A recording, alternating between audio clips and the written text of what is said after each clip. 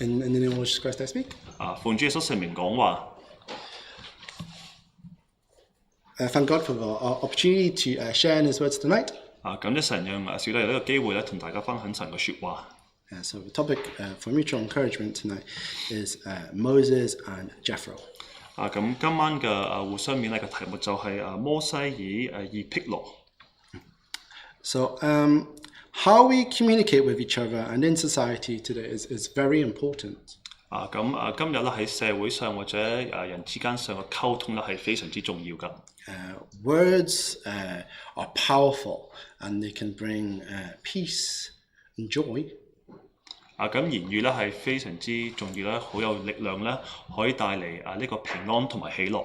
But words can also bring about conflict or chaos. 但係言語都能夠帶俾呢個嘅鬥爭啦，同埋混亂。And different people communicate in different ways.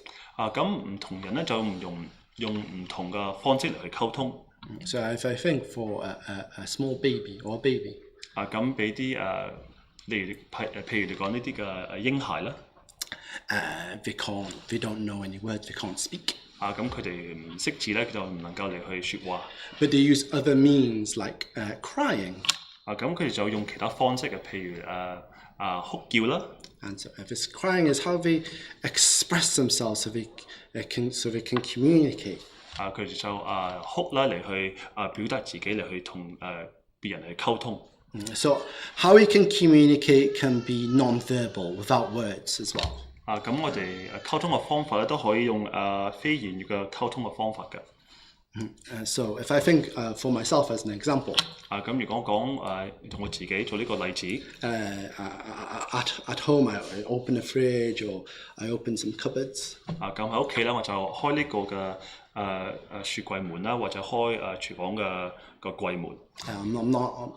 But I'm not actually saying any words. 咁我冇講説話嘅。But what I'm saying to myself is that I'm hungry.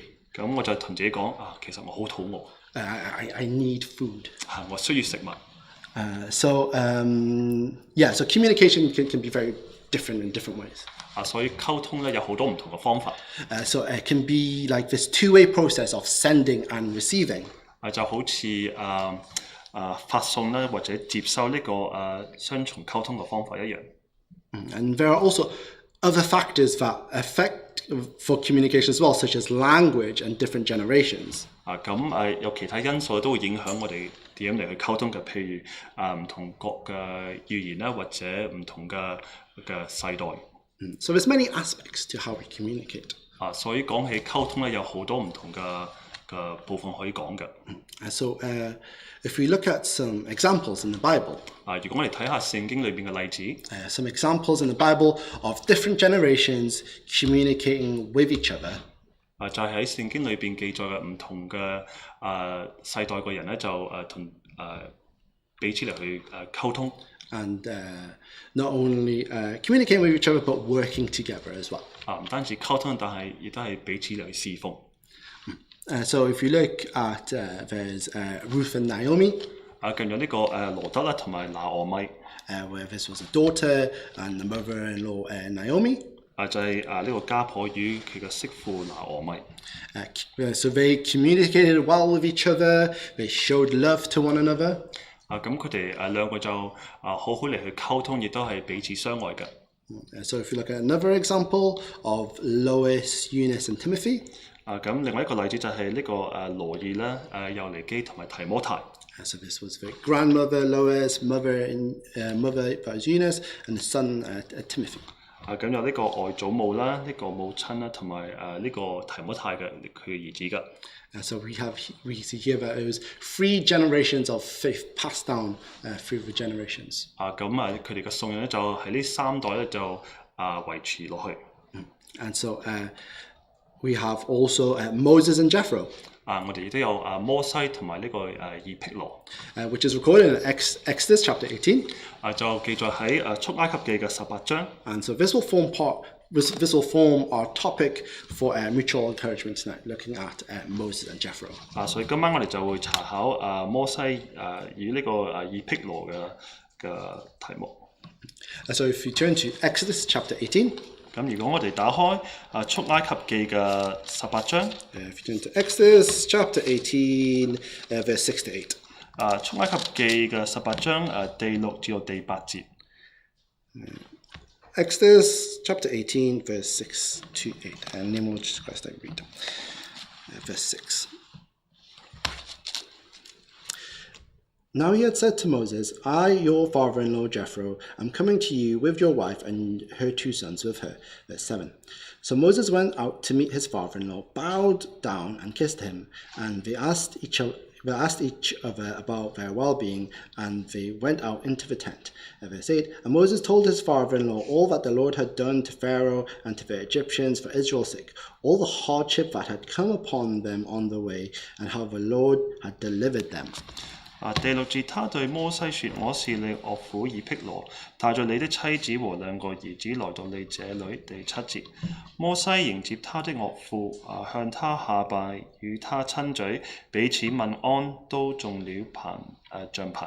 第8節，摩西將耶和華以色列的緣故向法老和埃及人所行的一切事，以及路上所遭遇的一切艱難，並耶和華怎樣搭救他們，都述說與他岳父聽。So here we see the exchange between Moses and his father-in-law, for they had not spoken for a period of time. 呢個就記載啦，摩西與佢個岳父嗰個對話啦，因為之前咧係有一段嘅時間咧，佢哋係冇一齊嘅。And so this is from, so the time would have been from the time when Moses lived with Jethro for many years in the land of Midian.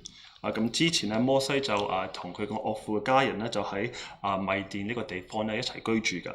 For Moses was in Midian when he had fled the land of Egypt when he was younger. 摩西年輕嘅時候就離開埃及，就嚟到米甸呢個地方。And this is before when Moses had led the Israelites. 就係佢未帶以色列人出埃及之前嘅所發生嘅。So if we turn to Exodus chapter 2, verse 21. 如果我哋打開出埃及記嘅第2章嘅21節。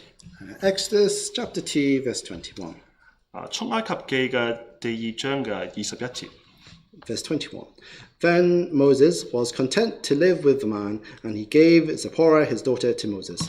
21節，摩西甘心和那人同住，那人把他的兒女西波拉給摩西為妻。So Moses had married one of Jethro's 7 daughters. 以辟羅有7個女兒啦，咁摩西就以其中一個就成婚。And her name was Zipporah. 佢個名字就係西波拉。And so if we turn back to Exodus chapter 18, this passage is Moses letting his father-in-law know of the great things that God had done for Israel. 咁當我哋翻出埃及記嘅第8章啦，咁摩西就係讓佢個岳父認識耶和華所做嘅大能嘅事。And so if you carry on reading, 如果我哋繼續讀落去， so if you Exodus 18, and if you carry on reading verse 9 to verse 12. 出埃及記嘅18章第9至到12節。Verse 9 to 12.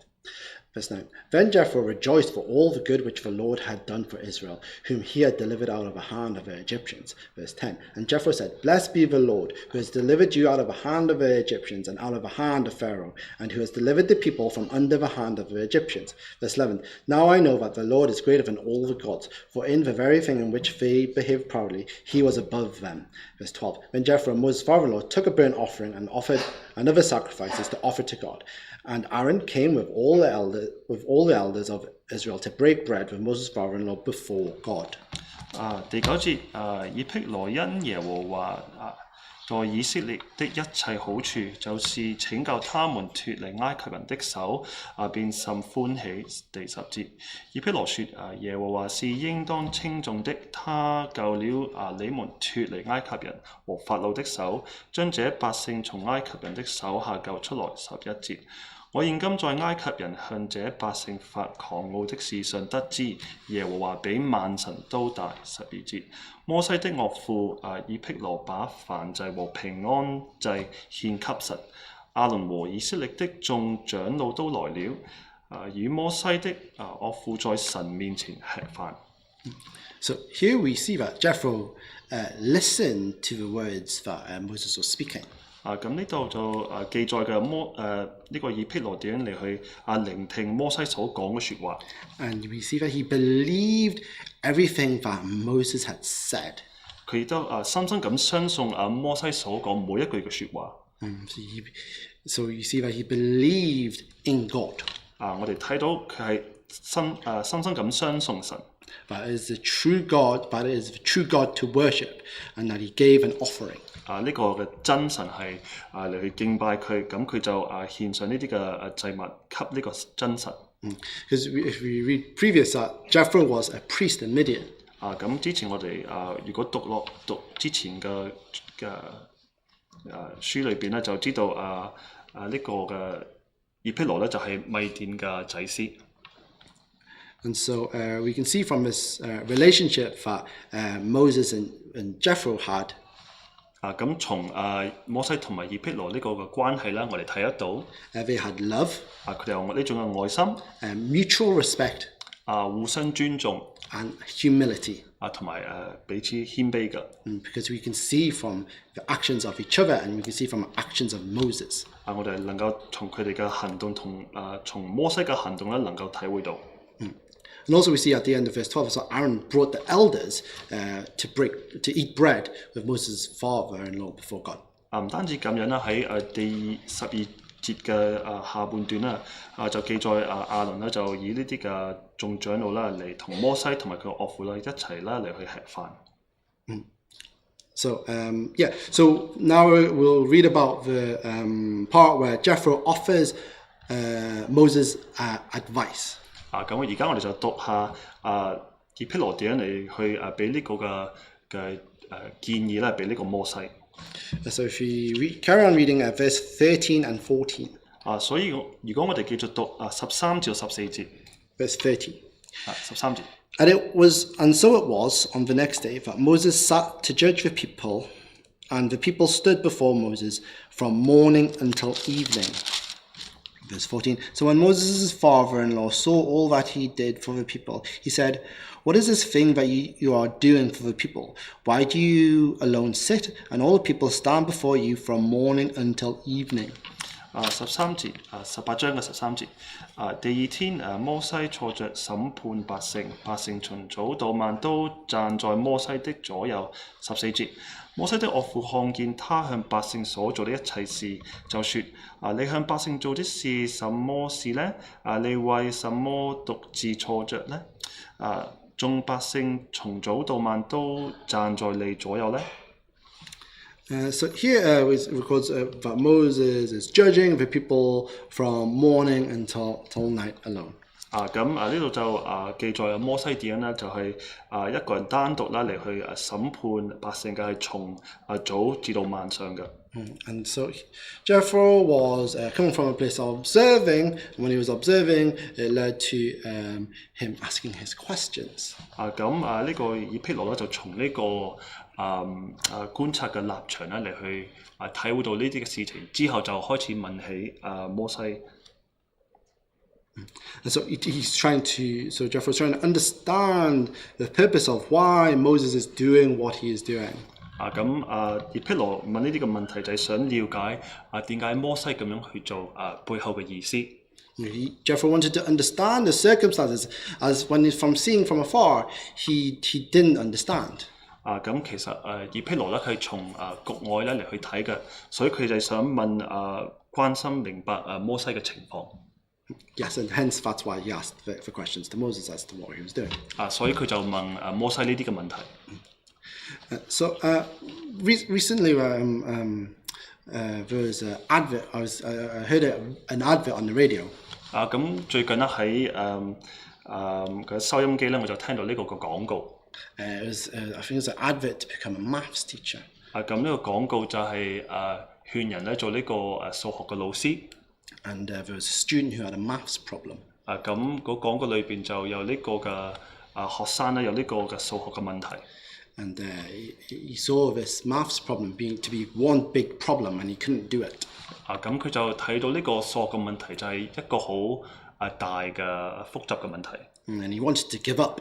咁佢就想放棄。But the teacher had taught the student. 但係呢個老師就教呢個學生。Taught the student to actually see it as a collection of small problems rather than just one big problem. 就係將呢個好大嘅問題咧，成為呢個好多唔同嘅小嘅問題。And so cutting up the problem into smaller parts. 就係將呢個問題咧分為唔同嘅部分。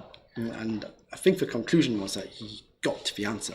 咁個結論就係咁最後咧佢就能夠得到呢個答案。And so it was I think it was about the how to view a problem and how to approach a problem. 就係當我哋遇到啲問題咧，就係唔同嘅角度咧嚟去睇呢個嘅問題。And not to give up. 同埋唔好放棄。And so if you carry on reading in Exodus chapter 18, verse 15 and 16, we see how Moses responds. 如果我哋繼續讀落去咧，就係出埃及記嘅18章15至16節咧，就係記載摩西嘅反應。Verse 15. And Moses said to his father-in-law, because the people come to me to inquire of God. Verse 16. And when they have a difficulty, they come to me, and I judge between one another, and I make known the statutes of God and his laws. 15節摩西對岳父說：這是因百姓到我這裏來求問神。16節，他們有事的時候就到我這裏來，我便在兩道之間施行審判，又叫他們知道神的律例和法度。And so here Moses lets Jethro know why he was doing what he was doing. 咁呢個摩西就向葉忒羅解釋咧點解佢咁樣嚟去做。To make so Moses makes known the statutes of God and his laws. 原因就係讓百姓知道神嘅律例同埋法度。So Moses would know these, and he would know them very well. 咁我哋知道摩西咧對神嘅律例咧係非常之熟悉。For he was able to do it and do it from morning until night. 因為佢能夠咧做呢啲嘅審判工作係從早至到晚咧都能夠做得到嘅。And he did it when difficulty arose. 雖然有困難，但佢仍然都繼續做落去。So this was a skill that Moses had. 咁呢個就顯出摩西呢種嘅技巧。But more important than that, what Moses had was that Moses had humility. 但係更加重要就係摩西所擁有嘅就係一個謙卑嘅心。So if you turn to Numbers, 如果我哋打開民數記 Numbers chapter 12, 民數記嘅12章verse 3. 第3節。Numbers 12 verse 3. 民數記嘅12章嘅第3節。Verse 3. Now the man Moses was very humble, more than all men who were on the face of the earth. 3節摩西為人極其謙和，勝過世上的眾人。So here we see that Moses is very humble. Here from this verse in verse 3, we see that Moses is very humble. 咁從第3節咧，我哋知道咧，摩西係非常之謙和嘅。And so Moses needs this humility to be able to accept the approach that Jethro has to this situation. 就係因為摩西有呢個謙和嘅心啦，咁佢就能夠接受嘅葉忒羅所俾佢嘅提點。For Moses requires humility to be able to accept this advice. 係需要謙卑嘅心啦嚟去接受呢啲嘅勸告嘅。And when we read later on, this humility is required to be able to implement this advice. 當我哋繼續讀落去咧，我哋就能夠體會到你亦都需要呢個謙卑嘅心啦嚟去實行呢啲嘅勸告。So we see from when we carry on reading that Moses' approach was not someone who would be boastful. 咁如果我哋繼續讀落去咧，我哋睇到摩西佢嗰個處理嘅方法咧，唔係出於驕傲嘅心嘅。For he wouldn't need to have to mention his education in Egypt. 佢冇誇考到佢點樣嚟去受埃及嘅教育啦。From his experiences of what was accomplished with the Israelites. 佢亦都冇講到提及到佢以以色列人所經歷嘅作為啦。To not be critical of his father-in-law, to give feedback on his situation. 咁當佢個岳父對佢個情況有啲嘅意見咧，佢就冇指責佢個岳父。And so Moses could have highlighted that this is what he does, and he's done for a period of time. 咁其實摩西都可以講話呢個係我嘅辦事嘅方式，亦都係咁樣嚟做咗好耐㗎。And that it's worked. 亦都係有功效嘅。And it's what he's always done, and it doesn't need to be changed. 佢一直嚟都係咁嚟去做，係唔需要更改㗎。Or you could even say he could have even said that he's too busy. 或者佢都可以話我係太忙。Too busy to listen. 太忙，我係唔需要聽你所講説話。But these were not the actions of Moses. 但係摩西冇咁樣做。So if you turn back to Exodus chapter 18. 如果我哋翻出埃及記嘅18章。If you read verse 17 and 18. 讀17至到18節。Verse 17 and 18. So Moses' father-in-law said to him, "The thing that you do is not good." 18. Both you and these people who are with you will surely wear yourselves out. For this thing is too much for you. You are not able to perform it by yourself. 17節，摩西的岳父說：你這做的不好。18節，你和這些百姓必都疲憊，因為這事太重，你獨自一人並你不了。So here, Jethro highlighted what Moses does was not good. 咁呢度摩西嘅岳父就話摩西所做嘅事情咧係唔好㗎。A direct and clear message. 好直接、好清晰咁同佢講。So rather than perhaps maybe giving praise to Moses. 反而就以毗羅冇向摩西講啲讚賞嘅説話。Or acknowledge the great effort that Moses puts in daily with the long hours. 或者認同摩西所付出嘅日日咁付出啦，係好長時間嘅個功勞。In fact, Jethro came from a place of love. 但係以毗羅啦係從呢個愛心嘅出於愛心嘅。But he was genuinely concerned for Moses' well-being. 因為佢係真心嚟去關心摩西。That he was concerned for the work of God. 亦都係好關心神嘅工作。So if we carry on reading, verse 19 to 23. 所以我哋繼續讀落去19至到23節。Verse 19. Listen now. Verse 19, listen now to my voice, and I will give you counsel, and God will be with you. Stand before God for the people, so that you may bring the difficulties to God, and that you shall teach the statutes and the laws, and show them the way in which they must walk and the work they must do. Verse 21, moreover, you shall elect from all the people able men, such as fear God, men of truth, hating covetousness, and place such over them to rulers of thousands, rulers of hundreds, rulers of 50s, and rulers of 10s. 22. And let them judge the people at all times. Then it will be that every great matter they shall bring to you, but every small matter they themselves shall judge. So it would be easier for you, and for they will bear the burden with you. Verse 23. And if you do this thing, and God so commands you, then you will be able to endure, and all this people will also go to their place in peace.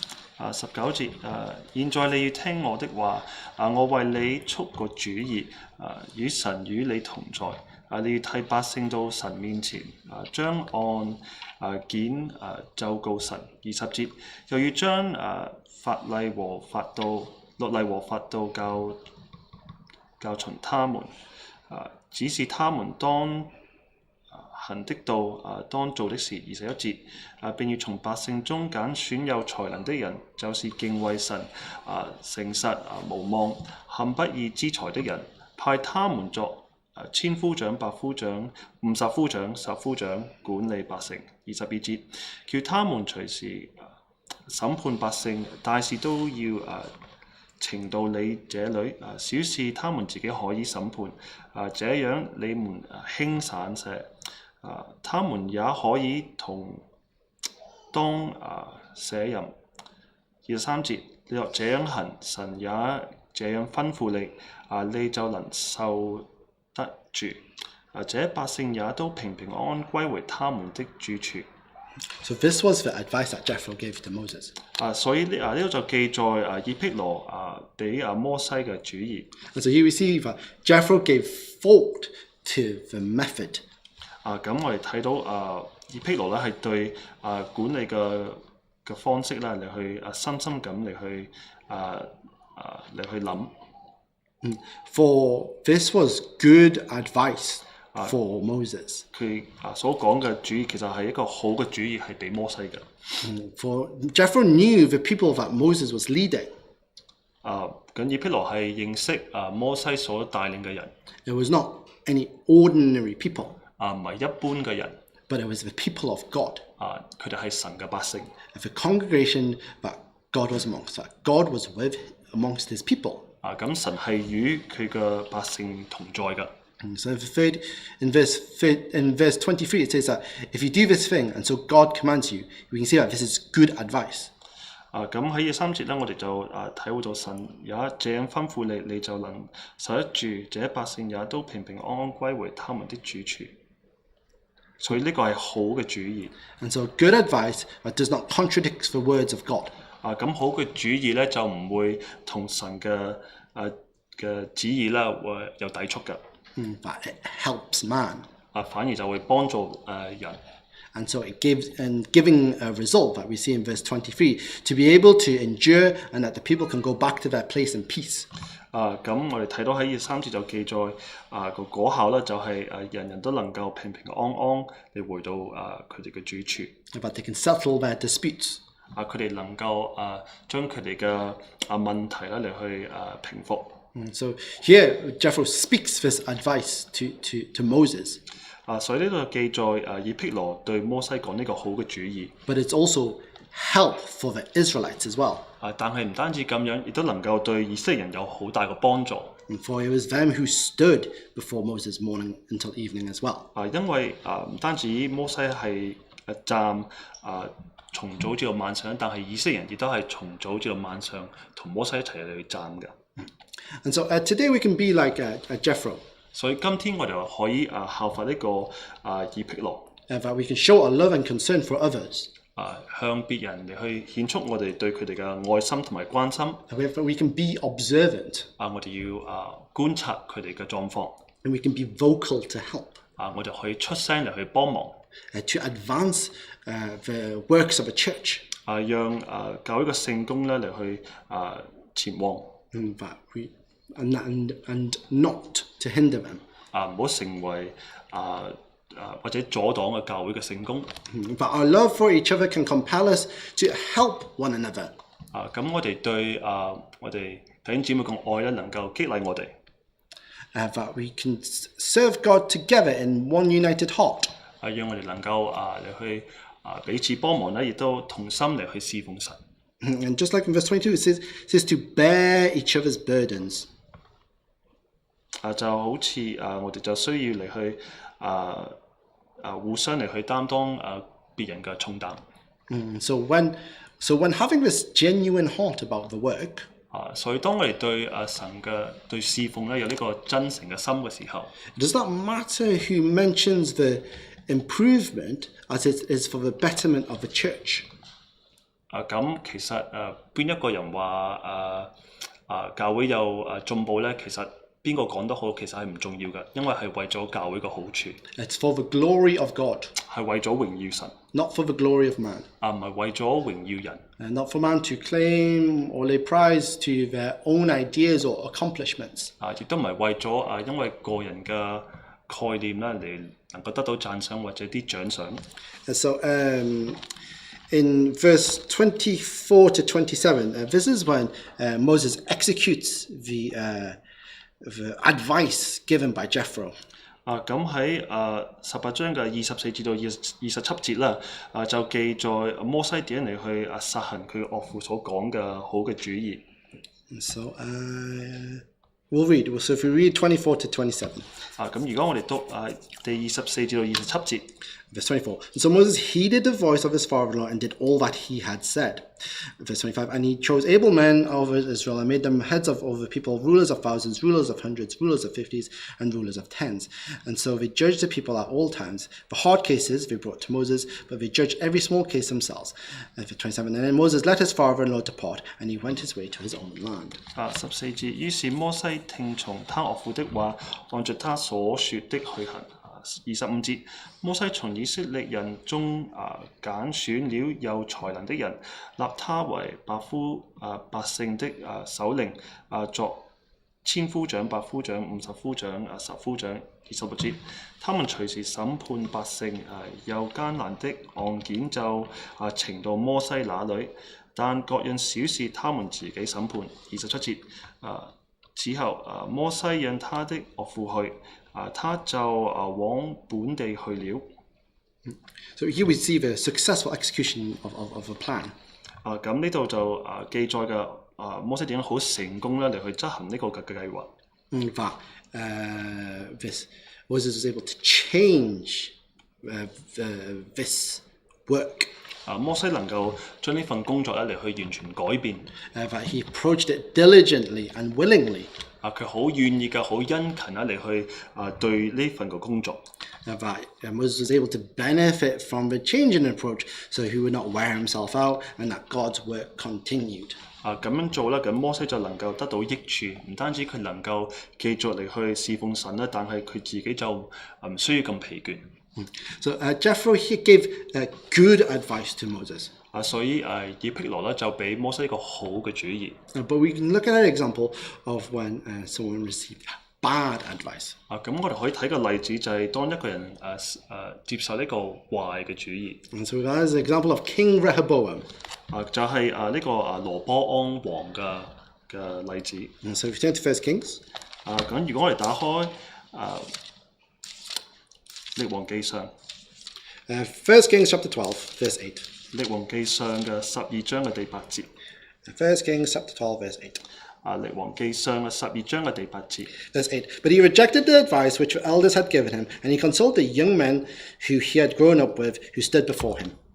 第8節，王卻不用老年人給他出的主意，就和那些與他一同長大，在他面前設立的少年人商議。Here we see that as King Rehoboam, he rejected the advice of the elders who advised his father, King Solomon. 咁呢度就記載羅波安王咧，佢就唔接受之前呢啲嘅老年人所侍奉佢嘅父親所羅門王嘅主意。But rather choosing to accept the advice of a young man he grew up with. 反而咧佢就接受啦一齊與佢一齊長大嘅少年人。主意 So he chose to deal with the Israelites harshly. 咁佢就決定咧就更加嚟去壓待呢啲嘅以色列人。And the result of that was that the kingdom was divided in two. 咁後果就係以色列國就分為二國。So in contrast, we see the respect that between Moses and Jethro. 相反嚟睇嘅，摩西同埋以辟羅啦，我哋能夠睇到佢哋有呢個互相嘅尊重。Jethro was the father-in-law and Moses was the son-in-law. 以辟羅就係呢個岳父，咁摩西就係呢個嘅女婿。So giving and accepting. So you will see that they're giving and accepting advice in a good manner. 一個就俾呢個好嘅主意，一個就接受呢個好嘅主意。And so similarly today, we can reflect upon the interactions across the various generations that we have in church as well. 同樣嘅，今日啦，我哋可以喺教會裏邊嚟去想下我哋唔同嘅代啦，點嚟去相處。We have grandparents. 我哋有呢個祖父母啦。Parents. 父母啦。Children. 兒女啦。Possibly even great grandparents, I think. 甚至有啲So one example of this can be a youth with their parent. 咁有一個例子就係、譬如有個年青人同埋佢嘅父母 and that interaction. 同埋佢哋嘅相處嘅溝通嘅事情。And so perhaps a youth is burdened by schoolwork like exams. 咁或者呢個年青人就因學校嘅考試咧就覺得壓力啦，有重擔啦。It could be pressure from friends. 或者從佢朋友當中有呢個壓力啦。Social issues to fit in with the people around them. 或者因為社會上佢就想俾社會接受融入喺社會裏邊嘅壓力啦。Physical health. 或者佢哋嘅肉體上嘅健康。Mental health. 或者心靈上嘅健康。But the love of a parent compels them to give their child a good advice. 出於愛咧，呢個父母就想俾好好嘅勸告啦，或者主意咧，俾佢嘅兒女。So like an example of this could be 一個例子就係 that a parent could say to their child, don't stay up too late playing computer games for an excessive amount of time. 或者一個父母會同佢個兒女講唔好因為打機嘅緣故就好夜瞓。Or reminding them that to keep the Sabbath holy. 或者提醒佢哋安息聖日你要遵守。And so as a youth today, 咁身為一個年青人，a reflection could be 我哋可以反省下 that could you do what Moses did in verse 24?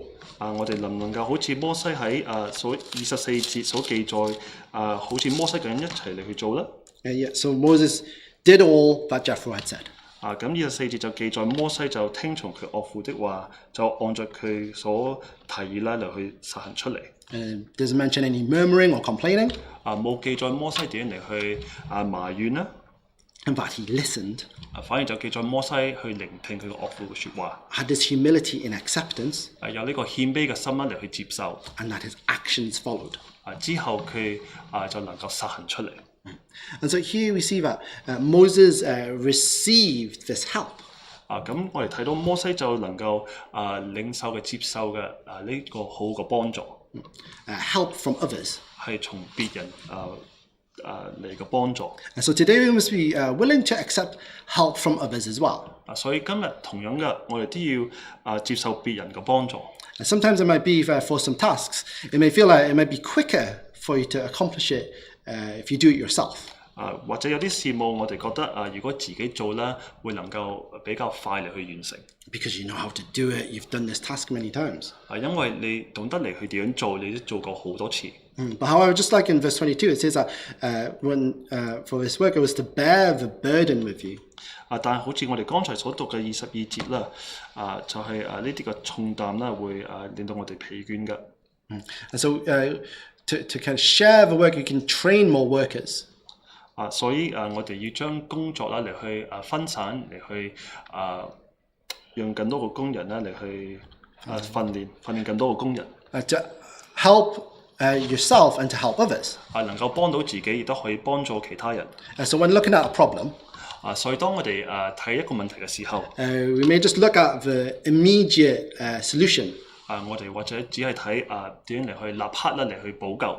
Rather than looking for a long-term solution that is sustainable, that you can keep on doing. 反而咧就冇睇揾呢個嘅長期嘅解決嘅方法，或者可以持續嘅方法。And so, if I think for another example for today. 咁有多個例子就係to advise and to kind of help church. 或者我哋想幫教會有個好嘅提議啦。But we have members' suggestions. 我哋有呢個嘅信徒嘅建議箱。And this can be done at any time and can be put into the box that's outside of the chapel. 咁可以隨時隨刻咧都可以將啲建議咧放喺呢個箱裏邊嘅，就喺會堂外面嘅。Rather than previously, it used to just be once a year at the AGM. 之前咧只係1年1次，就係呢個嘅週年信徒大會先至會做。And with member suggestions, it requires this careful observation of around church. 咁呢啲嘅信徒嘅建議咧，係需要我哋有呢個好細心咧嚟去留意觀察信徒嘅狀況。Attentive to members and their needs. 就係觀察信徒嘅需要。Do it for the love of the church. 係為咗出於愛教會嘅心嚟去做嘅。Love for the members.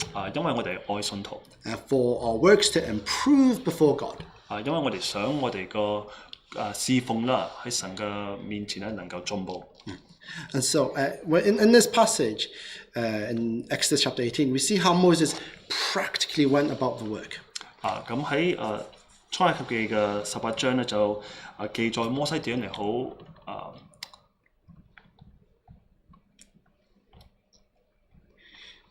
He did actions in his work. 喺佢侍奉當中咧，佢就用係用呢啲嘅係實行呢佢嘅工作出嚟嘅。But he executed a plan to change the way he went about the work. 佢就用呢個計劃咧嚟去實行呢個計劃，將佢嘅工作個方式咧嚟去改變出嚟。Having received good advice that was according to God's command. 佢就能夠接受呢個好好嘅主意㗎。咁呢個好嘅主意咧係按照神嘅旨意。To help him and to help the people of Israel. 能夠幫助自己，能夠幫助以色列人。And so Jethro, when giving his advice, he had mentioned about that Moses would wear himself out and not be able to perform it by himself. 咁當葉忒羅對摩西提出呢個主意咧，佢所擔憂嘅事情就係百姓同埋摩西咧會疲憊。So today there is a thing called burnout. 所以今日我哋或者會筋疲力盡。Where you can be physically exhausted. 我哋或者會喺肉體上會疲憊啦。Or emotionally exhausted. 或者喺心靈上會疲憊。It could be things like stress, pressure. 我哋會面對好多嘅壓力。And can be things that are in our personal lives or family matters. 或者喺我哋嘅事上啦，或者喺我哋嘅家庭上。But if you look at the example of Moses and Jethro. 但係如果我哋睇下摩西同埋葉忒羅嘅例子 ，we can help each other in practical ways. 我哋可以好實質上咧嚟去互相幫忙。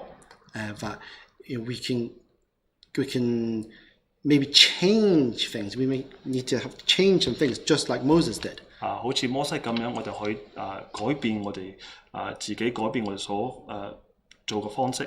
And to be concerned about each other's well-being. 我哋要對別人有呢種嘅關心。To love and care for one another. 就係彼此相愛，彼此關心。For we are one family in Christ. 因為喺主基督裏邊，我哋係一家人。And so if we turn to Galatians. 如果我哋打開加太書。Galatians chapter 6 verse 9. 加太書嘅第6章嘅第9節。Galatians chapter 6 verse 9. And let us not grow weary while doing good, for in due season we shall reap if we do not lose heart. 第9節我們行善不可喪志，若不灰心到了時候都要收成。So let us not grow weary in doing good works for our Lord Jesus Christ. 所以我哋唔好喺我哋為主侍奉嘅時候咧就喪志或者灰心。And so to conclude. 咁今晚嘅結論。Just like Jethro, we should have this care and love for one another. 咁我哋就效法呢個葉忒羅，我哋要對我哋要有呢個彼此嘅相愛啦，同埋互相嚟去關心。To communicate with each other when we're serving God. 喺我哋侍奉嘅當中，我哋要好好嚟去溝通。To improve our works before God. 喺我哋侍奉當中能夠進步提升。And that we can preserve and protect ourselves. 讓我哋能夠保守同埋保護自己。To give good advice according to the will of God. 亦都要按住神嘅旨意啦嚟去俾呢個好好嘅主意。And just like the verse in Galatians, we do not grow weary in doing good works before our Lord Jesus Christ. 好似我哋剛才所讀嘅喺加太書所讀嘅，我哋就唔好因為我哋侍奉主咧就喪志或者去灰心。And so all glory be unto our Heavenly Father. 所以將榮耀歸於我哋嘅天上嘅真神。And we'll sing a hymn. 我哋唱詩。Hymn 425. 425首。